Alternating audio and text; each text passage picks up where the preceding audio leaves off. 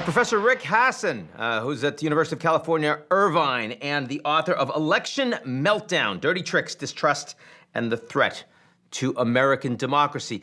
A timely topic indeed, sir. Thank you so much for being on GZERO World. It's great to be with you. So your book came out last February, right around the disastrous Iowa caucuses that certainly were not a good foretelling of things to come. But before the pandemic hit, you cited a confluence of forces that could lead to a disaster on November 3rd. Increased voter suppression efforts is one. What's the most damaging instance of that you've seen so far?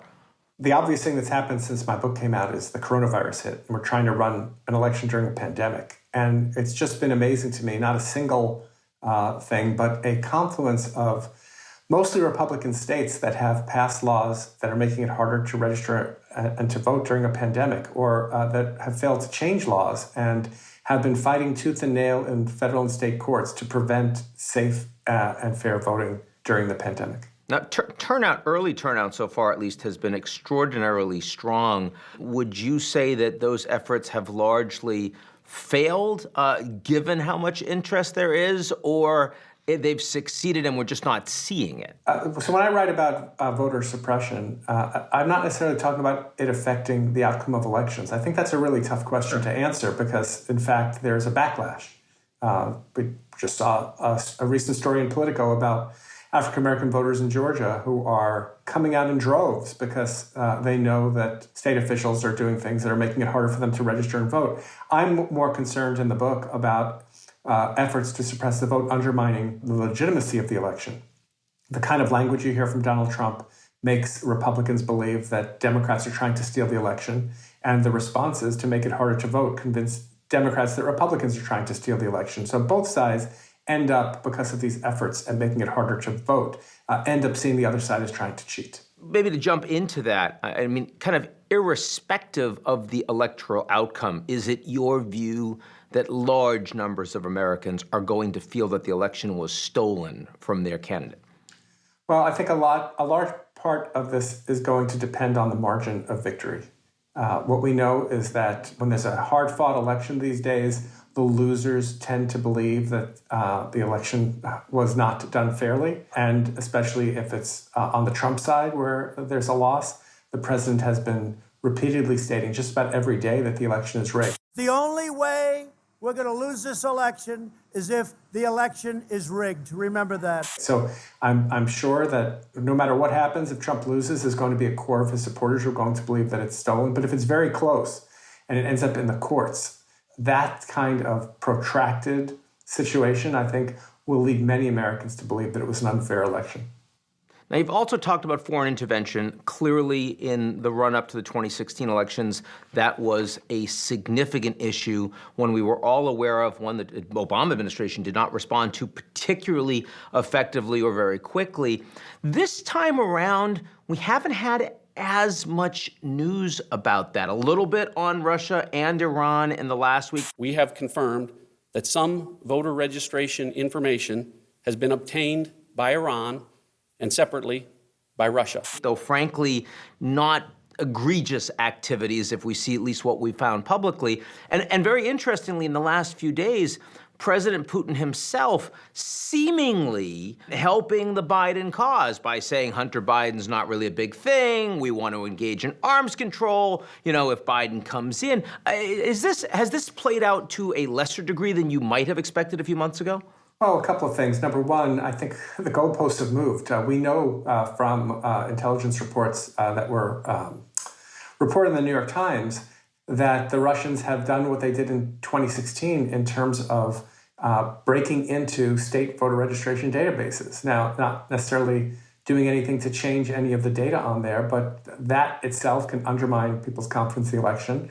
We know that the Russians and others have been engaged in disinformation campaigns just like they were in 2016. So I think the news is just so flooded with things happening every day that in a normal world, these things would be major news. They would be, on the front page of the New York Times for days. But yet there's, with the coronavirus and everything else going on, it is something that is just seen as just another thing we have to deal with to get through an election during the pandemic. And in terms of Putin's latest comments, I think when you've lost Vladimir Putin, I think Putin is hearing the polls as well. And I take this as actually a hopeful sign, because I think it means that one of my greatest fears, which I talk about in Election Meltdown, which would be a cyber attack emanating out of Russia on the power grid during an election in a swing state, is somewhat less likely. So that's a little bit of relief. But it's still a lot of interference in our election.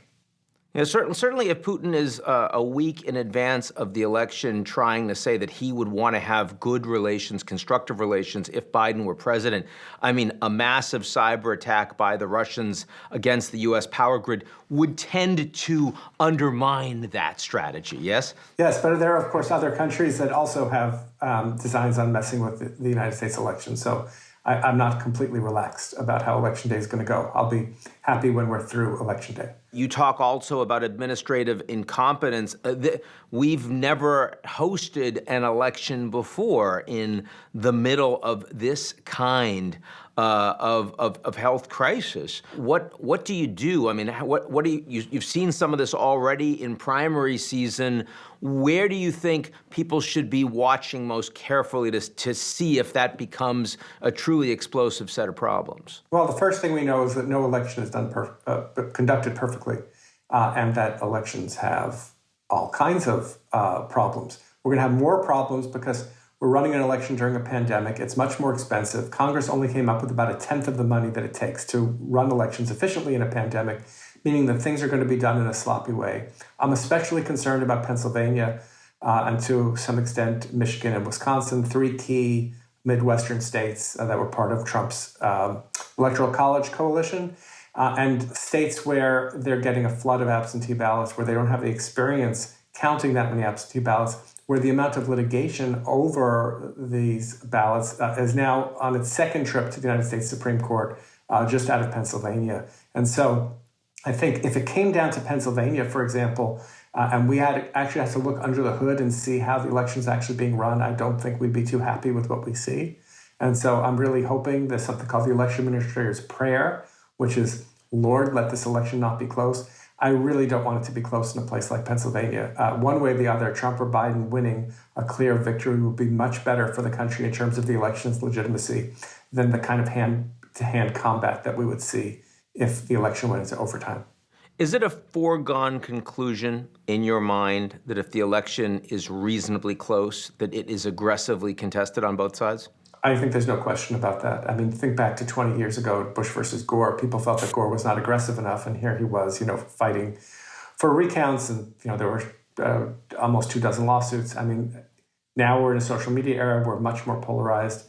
Both sides see this as a kind of existential election about the future of the United States. So I think it would be litigated as much as possible. What we really need to see is a victory that's outside the margin of litigation, which means we don't come down to a very close vote in a swing state that's crucial for the Electoral College, or some kind of massive failure like a cyber attack or something else, a hurricane, something else that makes it impossible for someone to be able to vote in one of these key states. So if it is contested, it is close, how much does a 6-3 conservative split in the Supreme Court actually matter? So not only would it have to be close, right? It would have to be so close, like think Florida 2000 close, which was, within a few thousand votes, later got whittled down to a little over 500 votes. Stand by. CNN right now is moving our earlier declaration of Florida back to the too close to call column. Have to be that close, and then there would have to be something worth fighting over. And it would have to be crafted in such a way as to, come up with a theory that would swing the outcome of the election, depending on how the Supreme Court rules. I think if it gets to that and we get to the Supreme Court, we've seen the justices end up voting in ways that line up with their ideological and partisan preferences. I don't think that's because these justices are consciously trying to help their parties, but because the kind of theories that are proposed to them are ones that appeal to that side. So we'll see. But I think we're talking about a low probability event. Highly catastrophic, but low probability.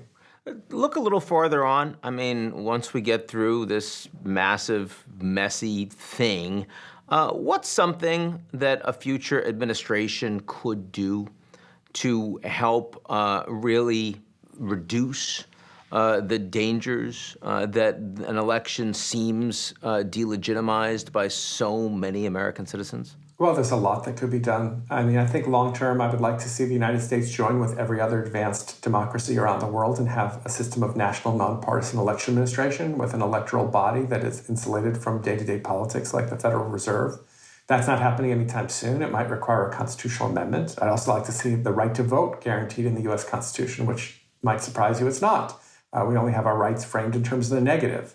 Don't discriminate on the basis of race or gender or things like that. In the medium term or the short to medium term, you can imagine if Biden wins and Democrats take back control of both houses of Congress, they could pass election reform bills that would provide certain standards that states would need to meet in terms of early voting, in terms of the technology that they offer, in terms of uniform rules for voting by absentee. There's all kinds of things that could be done. The question is going to be what's going to be on the Democrats' agenda if Biden wins, and are they going to have to get rid of the filibuster in order to get meaningful electoral reform happening in, say, the first year of a Biden administration?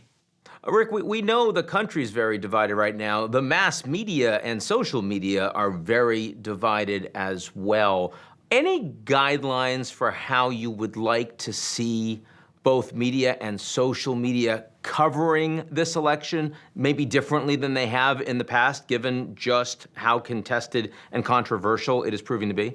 So I think two key points here. One, in terms of the media, it's very important that if the election is very close and it comes down to, say, those Midwestern states, which are going to count their ballots slow, that the message is too early to call. That, we don't know who the winner is, and people should have patience. And this doesn't mean that anything nefarious is going on. It just means that it's going to take a while to process those absentee ballots. We're doing this in order to prevent fraud, not to facilitate fraud. And transparency is important from election administrators so that the media can accurately report what's going on, especially if there's disinformation. And that goes to my recommendation for social media, which is that we need to make sure that those companies are removing disinformation about voting. There could be false information about, for example, where, when, and how to vote, especially during the pandemic. Maybe there are false rumors about a candidate being sick on election day or something else going on. And after election day, if we are in a close election period, if you do have Trump claiming that the election is massively infected with fraud and he's making those claims without any basis, then I think it's incumbent on social media companies to be providing accurate information and to direct viewers and listeners to correct sources of information, which are official local and state government bodies that are actually counting the ballots and are announcing official results. So if on the day, we've already heard that people that are voting on the day are much more likely to vote Republican, people that are voting by mail and voting early are much more likely to vote Democrat. If on the day we have Trump ahead, but there's still a hell of a lot of votes to be counted, and Trump says, as he has intimated that he would on social media, I've won. And he has a press conference, I've won. He puts it out on social media, I've won. If you're the media, if you're social media, what do you do? Do you take those down? Do you put a little disclaimer on the bottom? Do you not allow other people to retweet them? What does one do in that situation? Yeah, I think it's a really tough situation. First of all, for regular media, they can say the president has claimed this, but election officials say it's too early to call and Biden could still well win, and here's how. Social media, it's a pretty tough thing. I think at the very least, those tweets should be labeled with information to say that this is a contested point and that would direct those who want more information to accurate information about what is being reported about vote totals and when we're likely to know who the winner is. I think, in some senses, we're a little bit inoculated from this because we're all expecting that Trump is going to say he's won, whether he's won or not. And so I think people are on guard for this, and I think that everyone is making contingency plans to deal with that eventuality. Rick Hasen, he wants you to vote. Thanks for being on the show, man. Thank you.